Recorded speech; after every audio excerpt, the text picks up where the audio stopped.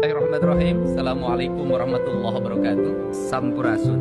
Saya Deddy Mulyadi, sejak usia 27 tahun sudah menjadi anggota parlemen di daerah. My name is Deddy Mulyadi, and since he was a teenager, he was starting to work as a public servant. Baju yang saya gunakan adalah bajunya orang Sunda, provinsi dengan penduduk terbesar sebanyak 40 juta jiwa di Indonesia, yang sangat menentukan demokrasi di Indonesia. I'm wearing a Sundanese attire today, and Sundanese people, there are 40 million Sundanese people in Indonesia.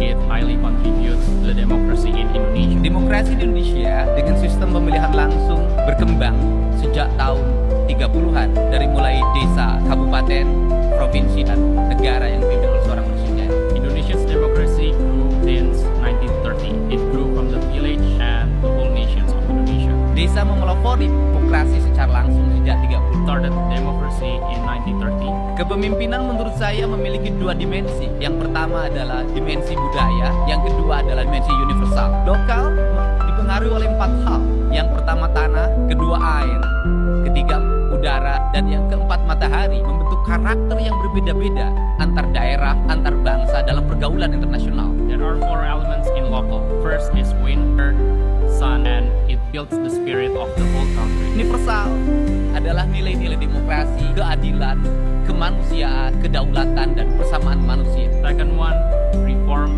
from democracy, and then the passions of the country of Indonesia to build the whole nation as a democracy, of one of the democracy country in the world. Kepemimpinan muda dalam perspektif saya adalah kepemimpinan yang meletakkan dasar pada basic kebudayaannya. Young leadership is correlated, is strictly correlated with the culture. Seluruh kebudayaan itu akan melahirkan nilai ekonomi, politik, Politics dalam pergaulan hubungan antar bangsa.